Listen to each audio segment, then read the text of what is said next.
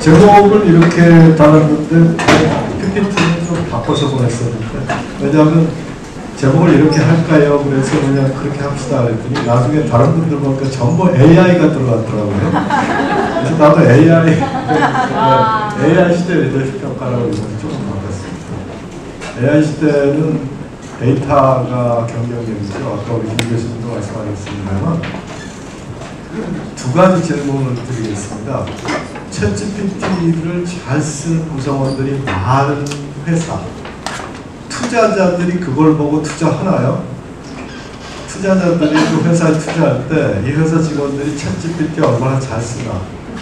그거 보고 투자하나? 여러분 주식 투자할 때 그렇게 하세요? 회사 주식 살 때? 아니요. 안 하잖아요. 그래서 투자자 입장에서는 리더들이 챗GPT 얼마나 잘 쓰느냐, 이거는 투자 항목이 아닙니다. 그러면 그건 거의 의미가 없다. 기업에서는 적어도 그렇게 볼 수가 있죠. 그 다음에 두 번째, 챗GPT에서 삼성전자에서 가장 훌륭한 포텐셜을 가진 리더를 찾고 싶어요. 챗GPT에서 쳐보세요. 삼성전자에서 리더의 잠재력이 가장 뛰어난 사람 두 사람을 추천해달라. 정확하게 추천을 해줄까요? 못해줄까요?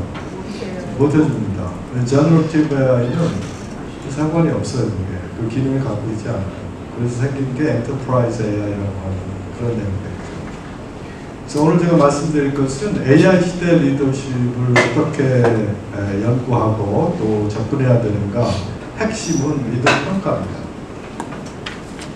리더 평가로 말미암아 발생된 데이터, 이걸 가지고 우리가 리더십 연구도 하고 또 그 데이터를 가지고 분석도 하고 의사결정도 하고 이렇게 지금 진행되고 있습니다. 그래서 오늘 제가 말씀드릴 거는 AI를 이용해서 리더십 연구가 어떻게 진행되고 있는가, 기업에서 이거를 어떻게 활용할까, 특히 리더십 평가에서, 진단 평가에서, 그리고 그거를 능가할 수 있는 방법은 뭔가, 이런 것들 중심으로 말씀드리겠습니다.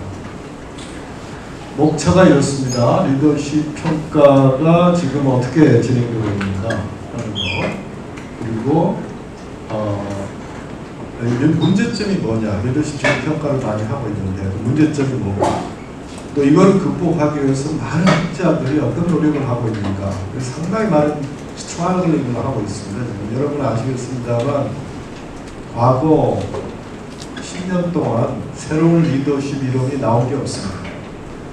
기존에 나와 있던 거 가지고 계속 지금 이렇게 뒤집고 저 각도에서 새롭게 바라보고 이러면서 연구를 하고 있을 뿐 새로운 이론이 출현되고 있지 않습니다. 거의 출현되고 있지 않습니다. 우리가 그 학자들이 연구하는 리더십 이론은 한 70개 정도 돼요. 70개 정도 되는데 새로운 리더십 이론이 첨가되는 게 지금 거의 없습니다. 이게 무슨 얘기냐면 지금 학자들도 당황하고 있다.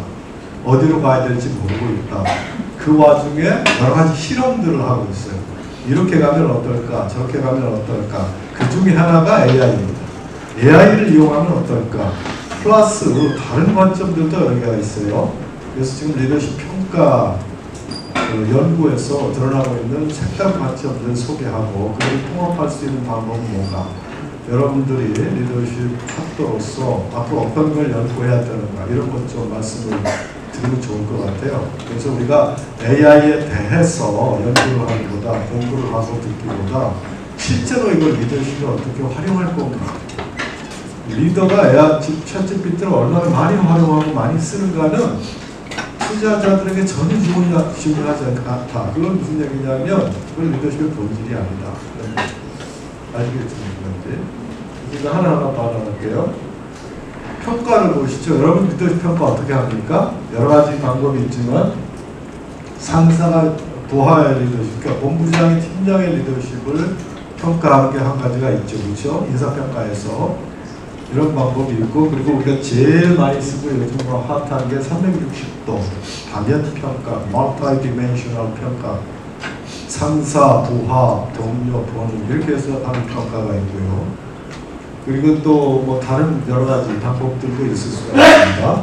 근데 그 방법은 설문조사나 인터뷰나 어세스먼트 센터라고 아시죠? 어세스먼트 센터를 통해서 어떤 시뮬레이션을 통해서 이제 진단하는 이런 방법도 있고, 그리고 리뷰 보드를 만들어가지고 그 리뷰 보드에서 리더에 관한 정보를 수집을 해서 평가하고 또 그 보드에서 이제 합의를 도출하는 이런 방법을 쓰기도 합니다. 이건 많이 익숙하시죠, 그죠? 이 중에 가장 우리 꽃이라고 생각하는 360도 진단. 요즘 뭐 우리 기업들도 상당히 많이 도입을 해서 쓰고 있는데 이게 문제점이 많습니다. 여러 가지 문제점들이 있는데 하나 사례를 보여드릴게요. 사례를 보면서 이게 어떤 문제가 있을 건지 보세요. 우리가 잘 아는 펩시라는 회사 아시죠? 이 회사에서 360도 진단 또 리더십 평가를 어떻게 하고 있는가 하면 굉장히 체계가 잘 잡혀 있어요. 일단 보시면은 밑에서 보면 이걸 이제 팀장 되기 전에 어소시에이트 매니저나 애널리스트들 대상으로 프로그램을 만들었는데 Potential Leader Development Center (PLDC라고 있습니다. 이거는 이제 그 리더가 아직 안 된 분들이 이 과정을 밟으면서 이들 중에 누가 리더의 잠재력을 갖고 있는가를 찾아내는 이런 프로그램입니다. 데이터가 엄청 쌓여있어요.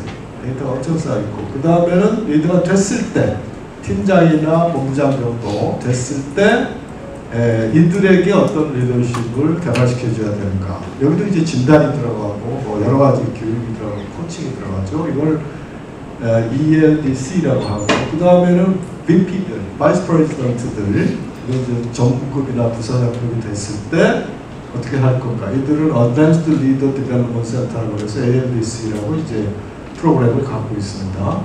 그리고 이제 탑 레벨에 펩시가 글로벌 기업이고 지점이나 지사가 엄청 많으니까 이 CEO급이 탑 레벨이 한 200명 정도 된다고요. 그 사장급이 엄청난 회사죠. 여러분 펩시하고 코카콜라 하면 어느 게 더 큽니까? 매출액 들어갔을 때 코카콜라가 펩시의 반 정도밖에 안 됩니다. 여러분 그거 아세요? 왜 그런 것 같아요? 펩시는 다른 계열사가 많아요. 그래서 전체 그룹 매출을 보면 코카콜라가 따라갈 수가 없고 그만큼 다각화를 많이 했다. 그래서 성공했다. 이렇게 볼 수가 있죠. 그러니까 사장이 200명 됩니다. 그래서 이들을 위한 시니어 리더 디벨롭먼트 센터고 SIDC라고 있습니다. 각각 계층마다 이렇게 이건 뭐 우리나라도 다 그렇게 돼 있어요. 대기업들 보면 계층별로 쫙 돼 있죠. 근데 이제 이 연구는 이게 이제 철주라고 하는 21년에 한 논문에 나오는데 이 연구에서 보면 누구 계층을 놓고 받는가 하면 바로 이쪽입니다. 이쪽 어소시에이트 매니저와 시니어 애널리스트 이들을 중심으로 어떤 프로그램을 도입하고 어떤 훈련을 시켜야 포텐셜을 제대로 찾아내서 잠재력 있는 리더를 찾아내서 승진시킬 건가. 이거를 이제 연구를 했던 거죠. 굉장히 그 챌린징한 연구라고 볼 수가 있습니다. 그랬더니 이 세 가지 소스를 가지고 연구를 했어요. 과거의 성과평가. 그러니까 이제 밑에 있을 때부터 쭉 성과평가를 받았을 거 아닙니까? 그럼 그 데이터. 두 번째는 회사가 리드라는 평가 시스템, 인사평가 시스템 있죠. 그 시스템에서 평가받는 데이터. 세 번째는 외부에서 어세스먼트 센터를 돌렸어요. 그러니까 외부에 이분들이 들어가서 어세스먼트 센터는 이제 시뮬레이션을 하는 거잖아요. 가상의 상황을 주고 그 상황에서 이 사람이 어떤 선택을 하고 어떤 행동을 하는가를 관찰해서 그걸 데이터화 해가지고 그걸로 이제 그 사람의 그 대상자의 리더십 포텐셜을 평가하는 이런 방법입니다. 외부에서 들어가서 객관적으로 했다. 이렇게 보는 거죠. 이게 세 가지를 가지고 누가 승진하나를 봤더니 셋 다 중요한 각각 독립적으로 승진에 영향을 미치더라. 이런 결론을 도달했습니다. 이게 뭘 뜻하는 건가 하면 데이터들을 활용해서 했는데 결국은 무슨 얘기냐면 내부에 있는 것만 가지고는 승진을 충분히 설명할 수 없다. 이런 말이 되겠죠. 그죠? 내부에서 리더십 평가를 하고 리더 데이터를 가지고 보는 것만 가지고는 왜 승진했는지 또 어떤 사람이 승진을 하는지를 100% 설명할 수는 없다. 외부에 있어서의 평가도 중요하다. 이런 걸 보여주는 거겠죠. 그렇죠? 셋 다 이제 시그니피컨트하게 나왔으니까. 그래서 이렇게 보면 소위 말하는 리더십 진단, 360도 평가 이런 것들 이 자체로서 완벽한 툴이 될 수는 없다. 이거를 이제 이 펩시의 연구는 보시는데 그겁니다. 여기서 굉장히 중요한 게 하나 있습니다. 그럼 리더의 포텐셜을 어떻게 측정하느냐? 리더십 포텐셜을 이게 이제 여러분에게 비법을 알려드리면 리더십 포텐셜 블루프린트라고 하는 서두지가 있습니다. 여기에 그 리더들의 포텐셜, 리더가 되기 전 사람들이죠. 누가 리더의 값이냐 이거를 진단하는 도구인데 굉장히 잘 만들어졌어요. 여기 보시면 밑에 퍼스널리티, 커뮤니티 케이퍼빌리티, 그 다음에 스킬 차원에서는 리더십 스킬과 모티베이션 스킬, 그리고 더 위로 나가서는 좀 더 하이 레벨의 변수들 이렇게 해서 리더십 포텐셜을 측정하는 도구가 있습니다. 이걸 사용했습니다. 아까 웨브 어세스먼트 센터에서 리더십 포텐셜을 즉 여기에서 다룰 때는 아까 블루프린트를 사용했다 이렇게 보시면 됩니다. 자, 이렇게 보면 360도 진단이라는 그 자체가 완벽하지 않다 이렇게 볼 수가 있고요. 그리고 또 이게 문제점이 한두 개가 아닙니다. 여러 가지 문제점이 있습니다. 이것만 가지고 충분히 가능하지 않다. 제가 이제 4개 칼럼에도 한번 쓴 적이 있습니다만 그거 읽으신 분들은 아마 대강 감을 잡겠습니다만 이 문제점이 뭐냐, 한 4가지 정도 문제점이 있는데 이걸 어떻게 극복할 거냐, 거기에서 AI가 어떤 역할을 할 거냐 이렇게 논의를 진행시켜 나가도록 하겠습니다. 문제점이란 이 4가지입니다. 이 360도 진단의 문제점은 또 리더십 평가, 지금까지 우리가 사용하고 있는 것은 4가지로 요약할 수가 있는데 하나는 투자자나 고객 이해관계 집단의 관점을 반영하고 있지 못합니다. 아까 제가 처음에 질문을 했었죠. 챗GPT 잘 쓴다. 또 그 회사가 360도 평가 시스템을 잘 갖고 있다. 이게 투자자들에게 관심사항인가 하는 거죠. 투자자들이 관심할 때 그걸 보고 투자하냐? 안 한다는 거죠. 전혀 관심이 없습니다. 그렇지만 누가 리더인가는 굉장히 중요한 정보입니다. 누가 리더인가? 그 회사의 리더가 어떤 사람인가는 굉장히 중요한 정보다. 그래서 이거에 초점을 맞춰서 리더십 캐피탈이라고 하는 개념이 나왔습니다. 이거 리더십 자본이라는 거죠. 즉 이거 무슨 얘기냐면 회사에 있는 리더십을 발휘하는 사람들이 투자자에게 관심을 보일 만큼 유능해야 된다. 그런 얘기입니다. 투자자에게 훌륭한 리더십 자본을 갖고 있다고 인식될 만큼 회사가 리더를 제대로 키워야 된다. 그런 얘기입니다. 투자할 때 저 사람을 보고 투자하겠다. 이 생각이 들 만큼 훌륭한 리더를 개발해놓고 확보하고 있어야 이게 그 회사의 리더를 제대로 개발하고 발전시킨 그 직무다 이렇게 본다는 겁니다. 그러니까 투자자나 고객 이 집단을 반영하고 못합니다. 대부분 360도가 그냥 상사, 부하, 동료 뭐 이렇게만 진단을 하다 보니까 여기서 좋은 점수를 받은 사람이 투자자들이 저 사람이 좋은 점수를 받았으니까 그거 보고 내가 투자해 이렇게 안 한다는 거죠. 이 개념은 굉장히 좀 챌린징한 개념이고 옳은 개념 같아요. 그 다음에 두 번째는 현장성이 결여되어 있습니다. 대부분 설문조사를 하잖아요. 그냥 인터뷰를 하기도 하고 하는데 이거는 한 단계 걸러서 이 사람의 리더십을 평가하는 거예요. 설문에서는 매우 잘한다고 했는데 실제 하는 행동, 말, 뭐 여러 가지 이 사람이 보이는 태도 이 각각은 이 매우 잘한다는 것과 거리가 멀 수가 있어요. 일상생활에서 보여주는 행동과 특징과 이런 것들을 잡아내야 되는데 그걸 잡아내지 못한다. 그래서 현장성이 결여되어 있다. 실제로 회의할 때 무슨 말을 어떻게 하는지 그걸 만약에 부하들이 거기에 반대했을 때 어떤 태도를 보이는지 이거 다 잡아내야 될까? 이게 데이터죠, 데이터.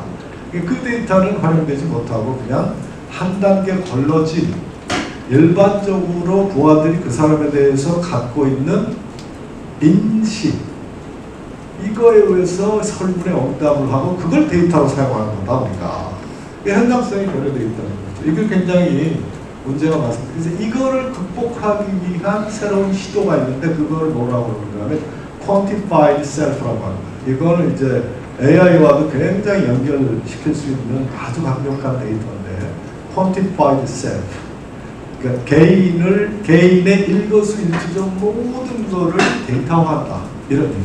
굉장히 무서운 거죠, 어떻게 보면. 좀 이따 더 자세하게 설명을 드릴게요. 그 다음에 세 번째는 리더십 평가할 때 머신 러닝 등 디지털 평가 방법들이 요즘 기술이 엄청 발달하는데 우리 리더십 평가에서 이걸 제대로 활용을 못하고 있습니다. 그래서 이걸 제대로 활용하자 하는 것이 데이터 사이언스를 도입하는 건데 요즘 굉장히 뜨는 그 직종이 뭐냐면 데이터 사이언티스트.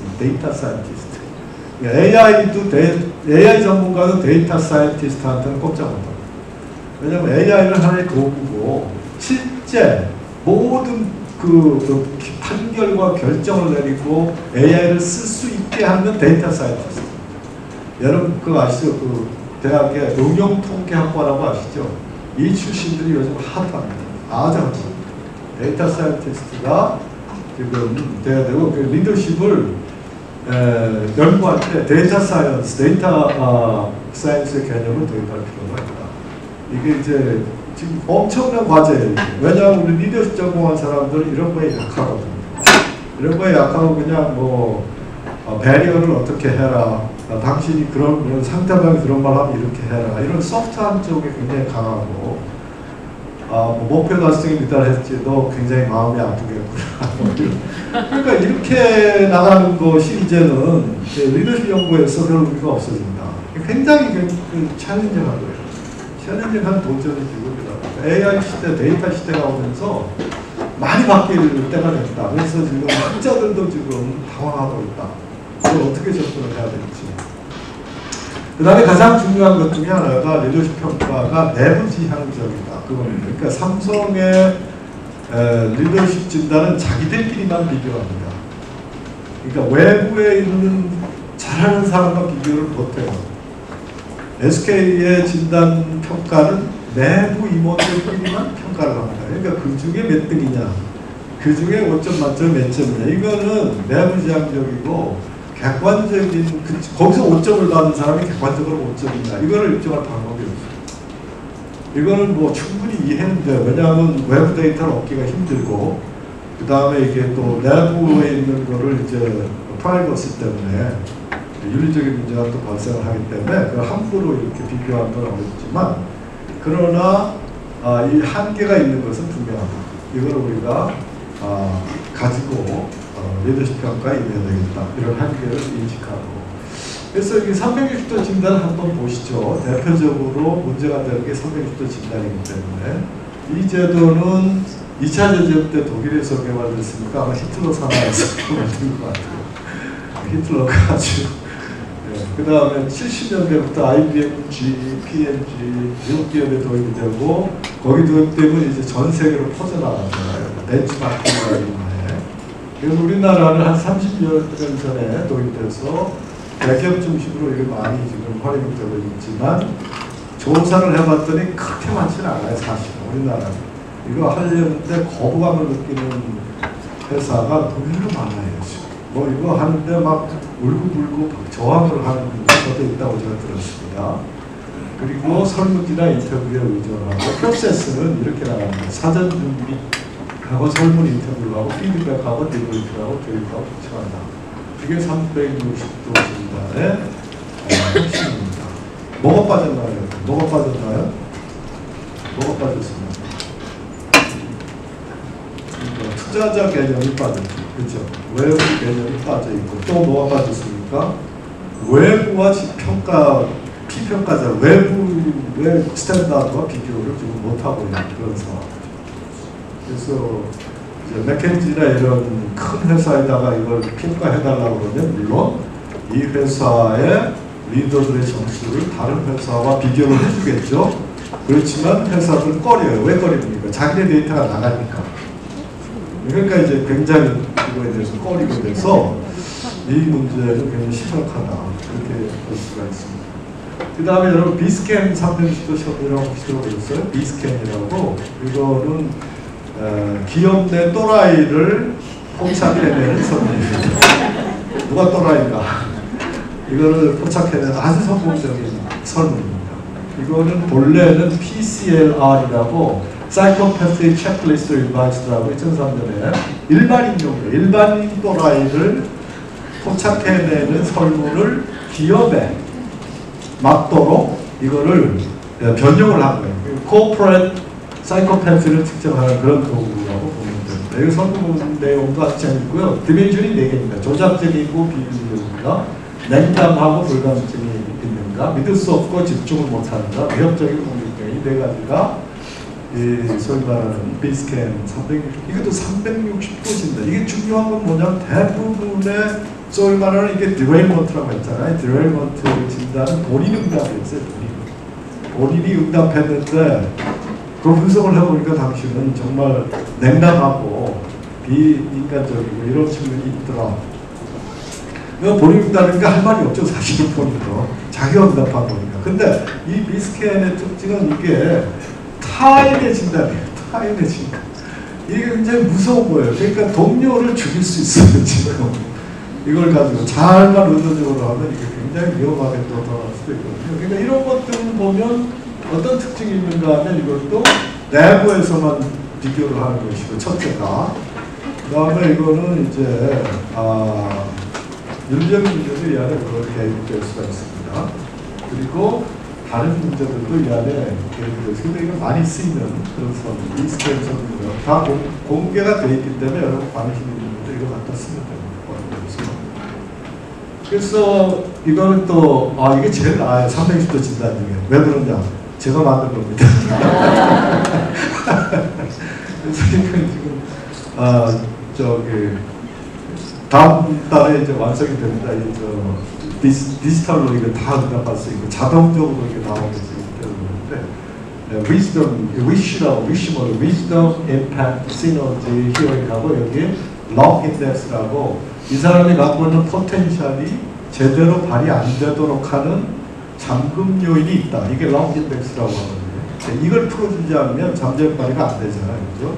리더들이 내 잠재력이 이만큼 있는데 사람들이 볼 때는 못한다고 하거든요. 근데 사실 진단을 해보니까 잠재력이 있어요. 근데 뭐 때문이냐? log index 때문에 log index. 잠금 장치를 해봐서 이걸 풀어줘야 된다. 이게 이제 문제의 핵심입니다. 그 다음에 세 번째로 리더십 평가에 대한 새로운 시도들이 여러 가지가 있습니다. 이걸 이제 하나씩 말씀드려요. 아까 문제가 4가지 있었죠? 근데 이걸 푸는 시도들이 4가지가 있습니다. 이걸 이제 하나씩 말씀드립니다. 리더십 캐피털 개념 말씀드리고, 그 다음에 아까 quantified self라고 있었죠. 우리 실제 일상생활의 데이터를 얻어서 그걸 가지고 리더십 평가하자. 이런 거네요. 그 다음에 세 번째는 머신러닝을 통해서 학습을 시켜가지고 그걸로 평가하는 거, 그리고 AI 플랫폼을 활용하는 거. 이 4가지가 지금 커다란 추세를 형성하려고 지금 스타팅 포인트에 서 있고, 학자들이 어느 쪽으로 갈까 지금 굉장히 고민하고 실험적인 논문들이 막 나오고 있습니다. 그래서 이 몇 가지 논문과 또 실제 활용되는 걸 가지고 여러분에게 설명을 드리겠습니다. 첫째, 리더십 캐피털 개념은 월릭이라고 하는 데이비드 월릭이라고 하는 미시간 대학 교수가 오래전에 15년에 이걸 발표를 했어요. 그래서 이게 이제 굉장히 센세이션을 일으켰는데, 그건 뭐냐면 회사에는 리더십 자본을 쌓아야 된다. 그 무슨 얘기냐면 투자자들이 그 사람을 보고 투자할 마음이 생기게 할 만큼 훌륭한 리더를 보유해야 된다. 개발을 하든 확보를 하든 이런 경우입니다. 그러면 리더십 캐피털을 어떻게 측정할 거냐? 그걸 뭐라고 하냐면 리더십 캐피털 인덱스라고 합니다. LCI 이렇게 이제 표현하고, 거기에는 개인용 5가지, 조직의 5가지 요소로 이렇게 구성이 되어 있습니다. 그 구체적인 설문을 이분들이 또 만들었어요. 아주 치밀하게 공부를 했습니다. 여기 보면 이게 퍼스널 퀄리티가 있냐, 개인 리더들이, 스트래티직 프로그레스가 있느냐, 엑스큐션 프로피션시 이렇게 해서 이게 다 하면 10가지 설문이죠. 물론 전체 설문이 보다 깁니다만 이걸 만들어놨습니다. 이 책 보시면 됩니다. 여기 책이 하나 있을 텐데 내가 이런 책이 나와 있습니다. 책을 보시면 됩니다. 그래서 이거를 쭉 보면 이 안에 이제 측정하는 그 회사의 리더십 자본을 측정하는 설문을 이렇게 만들어 놓고 회사별로 자본이 당신은 얼마나 쌓여있다 뭐 이렇게 이제 진단할 수 있게 이렇게 만들어 놨죠. 문제는 뭡니까 여러분? 문제는 뭐겠습니까? 역시 이것도 설문을 가지고 평가하기 때문에 현장성에 문제가 있을 수 있다. 직접 리더들이 실제로 어떤 행동을 하는가를 포착해내는데 실패할 수 있다. 그런 뜻이고요. 그 다음에 굉장히 궁색한 책입니다. 이게 무슨 얘기입니까? 사례가 딱 하나밖에 없어요. 왜냐하면 이 리더십 캐피탈을 사용하는, 즉 리더 평가를 이 리더십 캐피탈 개념에서 누구한테 시키는가 하면요. 예를 들면 팀장이나 본부장들 중에 있으면 이 평가를 누구한테 시키는가 하면 투자자나 고객한테 시킵니다. 그러니까 투자자나 고객이 그 사람의 행동과 지금까지 한 업적과 모든 걸 보고 훌륭하다. 이 점수를 이걸 가지고 매기게 되는 거예요. 굉장하죠. 이런 회사가 있습니까? 전 세계에 하나밖에 없어요. 하나밖에. 그 회사 이름이 뭐냐면 바로 티바라고 하는 회사예요. 티바. 그러니까 이 책 통틀어 사례가 딱 하나밖에 안 나와요. 굉장히 궁색한 책이죠. 그러니까 궁색한 책인데요. 지금 페이스북의 메타라는 회사인가요? 메타. 거기는 지금 메타인지 알파벳이죠. 알파벳에는 소위 그 리더십 데벨롭먼트 임원을 둬서 이런 비슷한 식의 평가를 리더십 평가를 지금 시도하고 있습니다. 시도하고 있다. 아직 그 결과가 나온 건 아니에요. 근데 이 티바가 무슨 말씀인지 혹시 아시는 분 계세요? 우리 아시겠죠? 박 선생 아시겠죠? 박 박사. 제약 세계 최대의 제약 회사입니다. 우리 박성렬 박사가 파이자보다도 더 큰 세계 최대 이스라엘 회사인데 여기서는 리더들을 누가 평가하게 하느냐? 투자자와 고객이 평가하게 하느냐? 자기가 직접 거래하는 고객들이 평가하는 거예요. 야, 이거 무서운 거죠. 그 다음에 그래서 이제 리더십 캐피탈 개념의 도입이 이제 필요하다. 외부에서 보는 그리고 우리의 리더십 개발 노력이나 리더 역량 향상의 노력이 투자자로부터 고객으로부터 인정받을 수 있는 수준이 돼야 된다. 이게 이제 첫 번째. 두 번째는 quantified self라고 해서 이건 오래전에 나온 책이 2007년에 와리어드라는 책 혹시 여러분 보셨어요? 재밌게 봤는데 이게 뭐냐면 wearable 하지 않냐는 거죠. 이게 여기 뭐 차고 다니면 시계 차고 다니면 심박수라든가 모든 거 다 측정이 되죠. 이거를 활용하자는 거예요. 이거를 활용해서 리더십 데이터를 뭐 하자 이런 노래입니다. 그러니까 이거는 아주 실시간 들어오는 거예요. 그 다음에 음성 앱을 활용하자. 음성 앱 있죠. 그래서 리더가 무슨 말을 하는지 어떤 단어를 몇 번 쓰는지 everyday 뭐 회의할 때 부하들 뭐 코칭하고 인터뷰할 이걸 사용하자는 거예요. 와 이거 굉장히 챌린지예요. 굉장히 챌린지. 그래서 이거를 몸에 있거나 차는 기기를 잡으면서 이걸 quantified 운동이 있습니다. quantified self movement라고 여러분 이런 데 한번 가입해서 한번 활동해보세요. 그럼 사람을 어떻게 사람의 행동을 수치화하는지 요즘 뭐 여러 가지 윤리적 문제도 있고 하겠지만 어쨌든 그쪽 방향으로 갈 것 같아요. 윤리적인 문제도 법적으로 어떻게 뚫고 나가고 되게 그렇게 발전해 왔잖아요. 우리가. 이것도 이제 상당히 지금 치열하게 연구를 하고 있습니다. 이게 이제 교수들 중에 이쪽에 집중하는 분들이 있습니다. 이 quantified self로 가면 이제 제가 이제 교과서나 뭐 다른 기회에도 말씀드렸습니다만 DNA 리더냐 아니냐를 가늠하는 DNA가 있다고 했죠. RS495라는 DNA가 있잖아요. DNA 검사, 그 다음에 호르몬 검사를 합니다.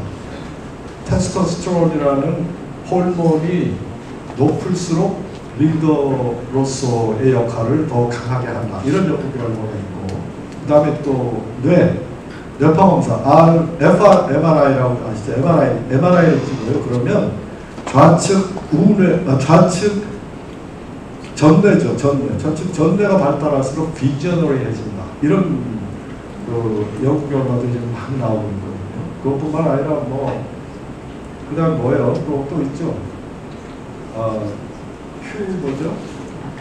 QEG 뭐 그걸 활용하기도 하고 여러 가지로 활용해서 지금 이쪽 그 quantified self 리더의 행동과 생각과 모든 것을 수치화하자 이런 정도로 지금 나와요.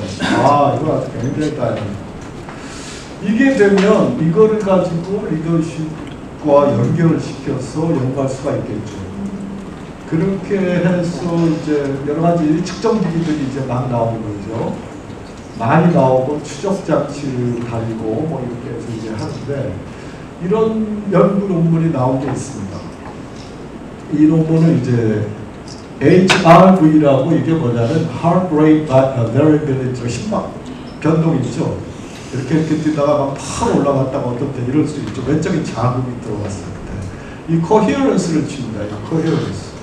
그러니까 이 심박과 그다음에 EDA라고 땀 나는 거 있죠. 땀 나는 거. 이런 것들을 차고 다니면서 그 데이터를 생성시켜서 이것을 스트레스 반, 피로도, 음성, 이 특징을 분석을 합니다. 분석을 해서 리더가 이제 어떤 자극을 받았을 때 얼마나 스트레스를 느끼는가, 어떤 단어를 들었을 때 어떤 반응을 보이는가, 이걸 실시간 피드백을 해줍니다. 실시간 피드백을 해주고 뭐 저걸 또 코칭을 하고 지난달에 뭐 하고 이게 아니라 실시간 당신 지금 스트레스 받고 있으니까 쉬어라 뭐 이런 것들이 이제 바로바로 나오기 때문에 굉장히 파워풀한 이런 방법을 쓰거든요. 영적 리더십과 연결시킨 연구가 있습니다. 이거 아주 굉장히 재밌는 연구인데 이거는 이제 아까 얘기했던 heart rate variability, coherence 이게 이제 얼마나 calm한가, 얼마나 일정하게 움직이는가 이거를 측정을 하고 이거에 대해서 영성 리더십을 설문으로 측정을 했어요. 그래가지고 콜레이션을 봤더니 굉장히 유의미하지 않은 결과가 나왔습니다. 유의미할 줄 알았죠. 근데 방향성은 옳아요. 근데 유의미하지는 않게 나왔어요. 왜 유의미하지 않겠습니까? 여기 샘플 사이즈가 11명밖에 안 돼요. 그러니까 이거 유의미하게 나올 수가 없는 거죠. 너무 작아요, 샘플이. 그러니까 그 고충은 이해할 것 같아요. 이게 샘플에 참여하는 사람이 많지 않았던 모양이에요. 그렇지만 아무튼 이게 새로운 시도다 그래서 파블리시는 됐습니다. 뭐 좋은 점들은 아닙니다만 아무튼 파블리시는 됐습니다. 그래서 이게 어떻게 그럼 heart rate variability하고 spiritual leadership이 어떤 논리로 연결이 되느냐 하는 거죠. 왜 이게 calm하게 움직이면 영성 리더십이 높다라고 볼 수 있겠느냐. 그거를 설명하는 게 바로 동기화 현상입니다. entrainment라고 해서 그러니까 이거는 뭐냐면 둘 또는 여러 개 개체가 자연스럽게 발생하는 리듬을 서로 교환하면서 상호 맞물리는 거 이런 연구를 하는 학자들 꽤 있나 봐요. 이게 동기화 현상. 나하고 지금 여기 우리 김단영 교수님하고 같이 있으면 리듬이 있다는 거예요. 리듬이. 근데 이게 동기화되면 상승작용이 일어나고 이게 부동기화되면 갈등이 생기고 뭐 이런 논리인 거예요. 굉장히 재밌는 논리예요. 그런 이론적 바탕을 가지고 이 한빛 이거 하고 봤더니 유의적이지는 않게 나왔지만 아무튼 이 연구는 물리학이나 생물학, 뇌과학, 생리학에서 굉장히 많이 연구가 되고 있고 조직이나 또 리더십 연구에서도 이 연구를 꽤 많이 할 필요를 지금 느끼고 있다 이렇게 볼 수 있습니다. 그 다음에 세 번째 머신러닝을 어떻게 활용하느냐 하는 거죠. 머신러닝은 아까 우리 전번 교수님도 말씀을 하셨습니다만 학습하는 그런 거잖아요. 이걸 어떻게 쓰는지는 여러분 잘 모르시잖아요. 머신러닝을 통해서 리더십을 어떻게 쓸지 이거 잘 모르시죠. 이 논문은 그걸 보여준 논문입니다. 어떻게 쓸 수 있는지. 이게 잘 보세요. 보시면 뭐냐면 변형적 리더십이라고 아시죠. 이 중요한 게 데이터베이스가 큰 데이터베이스가 있어야 된다는 거예요. 제가 박사학위 졸업할 때 우리 지도교수님이 항상 하신 말씀이 데이터를 쌓아라. 이게 아주 뇌리에 박혀 있었어요. 근데 그게 무슨 말인지 몰랐어요. 그때는. 근데 이분이 그걸 자꾸 얘기하면 못해. 그동안에 데이터 많이 쌓였는데 내가 그걸 활용을 잘 못해. 다 집적을 해놔야 되는데 그렇지 못한 게 지금 조금 아쉽긴 한데 데이터베이스가 있는 거예요. 변혁들 리더십 연구를 하도 많이 하니까 데이터베이스가 있어요. 이거를 어떻게 하는가 하면요. 하이, 미디엄, 로우로 이 세 그룹으로 나눕니다. 변혁적 리더십 높은 집단, 중위 집단, 하위 집단으로 나눠요. 그래 놓고 이거를 머신 러닝을 시키는 거예요. 학습을 시켜요. 무슨 말인지 아세요? 그 학습시키는 방법이 있어요. 이 방법이 뭐예요? 스태킹이라는 거예요. 스태킹 방법이 있습니다. 이 스태킹 뭐냐면요. 1000명이 있다 그러면 500명을 이렇게 뭐 따로 봐요. 서브샘플을 만들어서 서브샘플에서 패턴을 찾는 거예요. 패턴, 하이, 미디어, 로우 패턴을 찾게 하고 그 다음에 이걸 막 학습을 시켜요. 이런 사람, 이런 사람은 하이, 이런 사람은 중, 이런 사람은 로우 이렇게 이 과정을 스태킹이라고 해요. 스태킹 방법. 이 스태킹 방법이 여러 가지가 있거든요. 여기 random forest, support vector machines, k-nearest neighbor, gradient 많이 보시겠죠. 여러 가지 방법들이 있는데 이 논문에서는 이거를 장점을 종합해서 썼다. 그래서 앙상블 스태킹이라고 합니다. 앙상블 스태킹. 이 각각의 장단점이 있어요. 이 방법들이. 레인포레스트 같은 경우는 이제 디시전 트리 방법으로 이제 쪼개서 쓸 거고 여러 가지 방법들이 있는데. 그러니까 리더십을 이제 연구하는 사람들이 이런 걸 알아야 되는 시대가 온 겁니다. 데이터를 어떻게 쪼개서 머신러닝을 시킬 줄 아는가 이거예요. 그러니까 이제 골치가 더 아파지죠. 머리 많이 빠질 겁니다. 리더십 연구하는 분들이. 이걸 이제 학습을 시켜가지고 예측을 시켜요. 로지스틱 리그레션. 그러니까 결과는 다 리그레션. 이 학습된 걸 가지고 새로운 리더를 이 학습된 모델로 예측해봐라. 이 사람의 하이, 중위, 로우인지 이렇게 해놓고 실제 맞는지를 보면 되는 거죠. 그렇게 했더니 93%의 적중률이 보인다. 그러니까 예측력이 있다. 이 학습된 결과가 이런 뜻이라고 보시면. 그 문제는 데이터입니다. 데이터가 있냐 하는 거죠. 데이터가. 우리 어느 회사에 이런 많은 데이터가 쌓여 있냐. 아마 SK밖에 없을 거예요. SK는 엄청 많은 데이터가 지금 리더십 데이터가 쌓여 있는데 이걸 학습을 시켜서 새로 임원을 뽑을 때 진단을 해보고 이분이 어디에 들어갈까? 하이 포텐셜인지 중위인지 로우인지 예측할 수가 있는 거죠. 또 팀장들 승진 대상자 대상으로 해보고 로우 하이 중위를 예측할 수 있지 않느냐. 이거 이제 머신러닝을 사용하는 방법 이렇게 볼 수가 있습니다. 이거 우리 앞으로 박사과정에 계신 분들이나 이제 머신러닝이 점점 일반화되면 이런 거 가지고 이제 코칭할 때도 이걸 딱 드리고 예측해보니 당신은 로우더라. 이렇게 하면서 이제 그래서 빨리 바뀌지 않으면 큰일 난다. 이렇게 얘기를 해야 이게 높게 들어가는 시대가 올 것이다. 이렇게 보는 거죠. 여기서 끝나면 좋은데 그렇지 않다는데 머리가 아픈 거예요. 이거는 그런데 아까 말씀드린 거는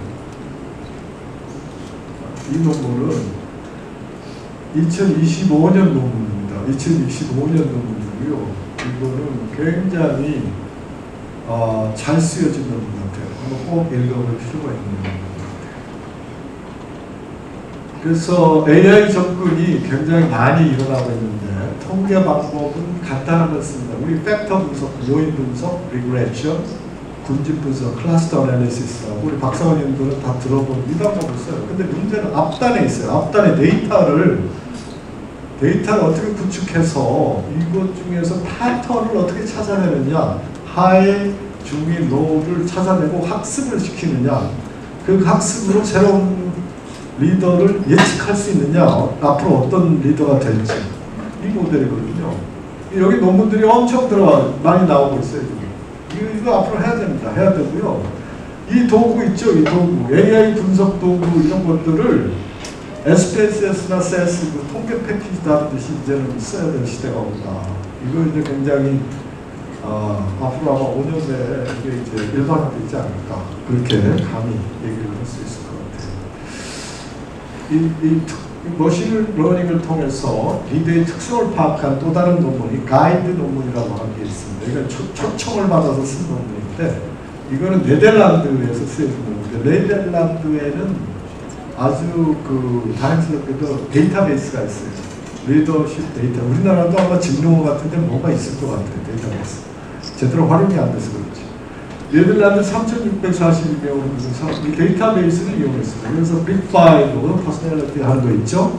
그리고 Need for Cognition, NFC라는 거, 그 다음에 Leadership Role Occupancy라고 하는 이 세 가지 변수를 측정을 해놓은 3,600명가량 되는 데이터베이스를 사용해서 리니어 모델링하고 레인포레스트 모델이라고 아까 있었죠. 레인포레스트 모델. 이걸 사용해서 어느 게 더 우수한가 이거를 봤더니 레인포레스트 모델도 우수하다고 나왔고, 이게 이제 쭉 해서 여러 가지 방법으로 여기 다 써놨으니까 나중에 가서 한번 이게 무슨 말인지 한번 보시면 했더니 결과적으로 뭐냐면 이 특성들이 리더십 롤 어케이션의 승진을 설명하는데 굉장히 유의적인 그 효과가 있다. 이런 것을 또 발견되고 있습니다. 그래서 이거 문제는 다 뭡니까? 데이터입니다.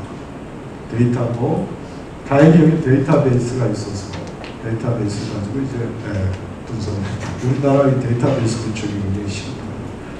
오늘 아침도 신문에 보셨죠? 미국이 한국의 제조업 데이터에 탐을 낸다. 왜냐하면 우리나라 제조가 발달하니까 제조업의 그 데이터, 그러니까 공장 그 생산 라인에 수집한 데이터가 엄청 쌓여 있어요.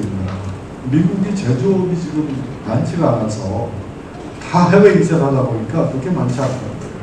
그래서 우리나라에 쌓이는 이 제조 과정의 데이터를 활용해서 AI 뭔가를 해보려고 지금 일본, 한국, 대만의 데이터를 지금 달라고 요청을 합니다.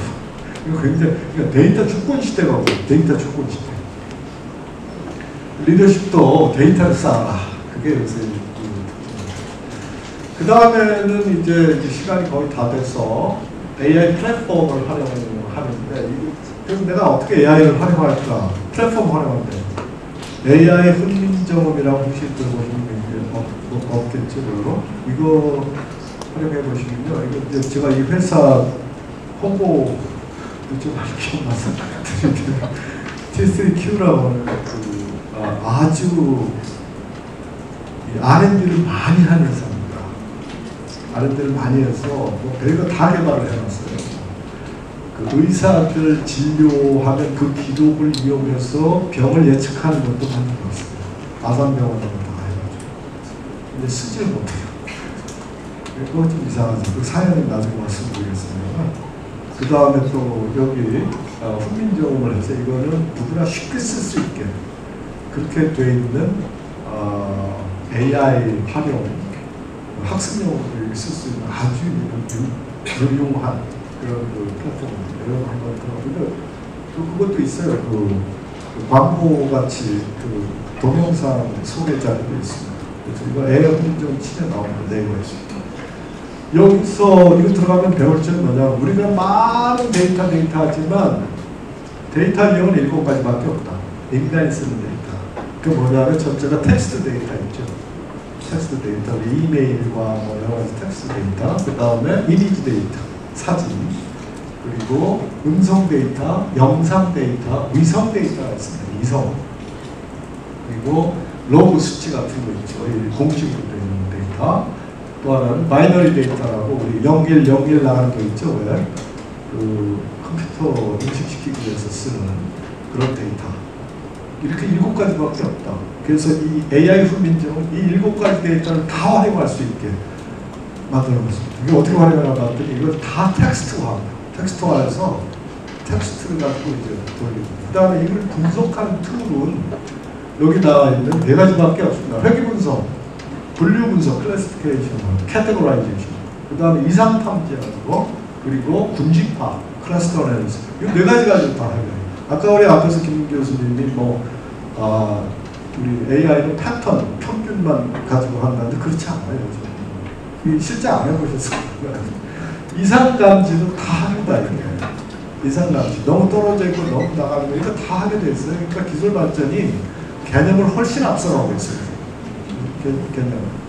그래서 이걸 교차시켜가지고 어떻게 쓰는지를 이 플랫폼이 자세하고 쉽게 다 구성을 해놓고 있어요. 여러분 AI를 공부하고 싶으면 여기서 시작하시면 좋지 않겠습니까? 그런 생각입니다. 문제는 뭡니까? 이런 것들.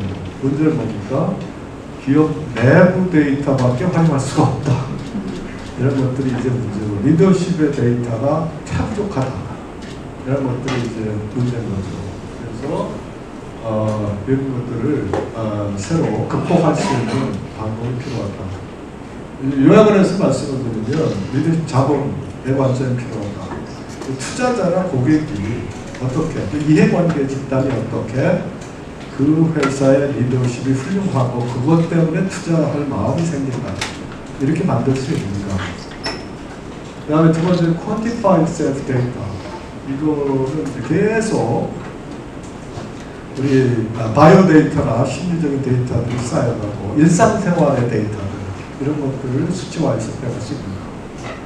머신러닝을 통해서 활용하는 거, AI 플랫폼을 활용하는 거 이런 등등이 지금 우리가 설명을 했는데 문제는 대부분 사내 데이터 개가 이용하기 때문에 내부 지향들이 이게 이 문제는 아직도 해결이 안 되고 있는데 이걸 해결하는 방법은 뭐였습니까?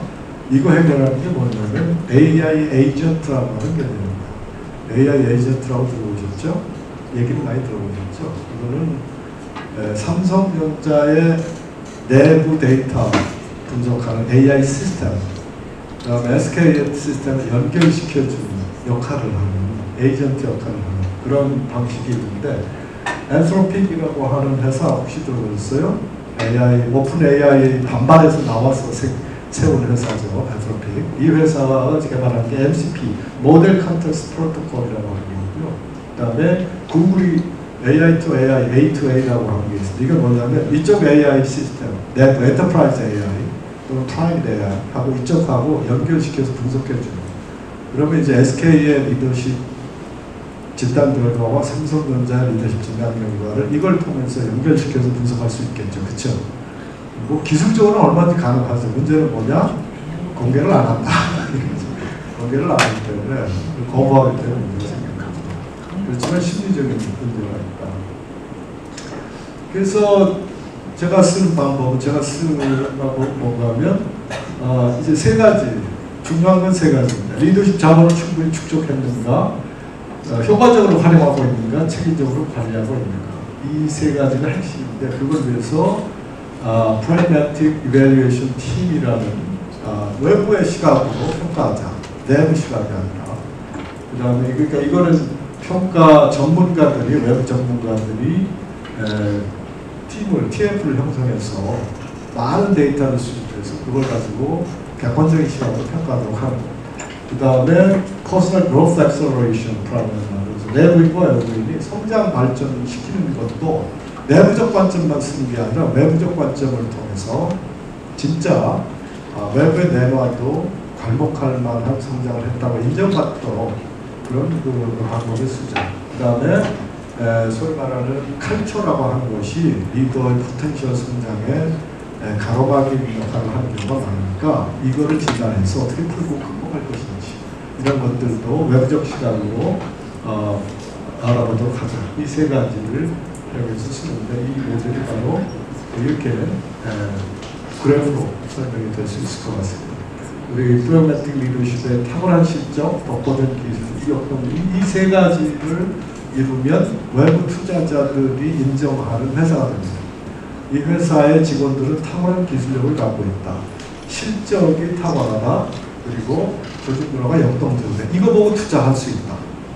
이거 보고 투자할 수 있다. 이런 그 리더를 육성해야 되고 이런 조직을 만들어야 되고 그러려면 AI도 활용하고 아까 PET, PGA, CDP 이런 것들도 활용해서 아주 외부의 시각으로 객관적으로 리더 육성과 리더 평가를 해낼 수 있지 않느냐. 그러면 투자 가치가 상승한다.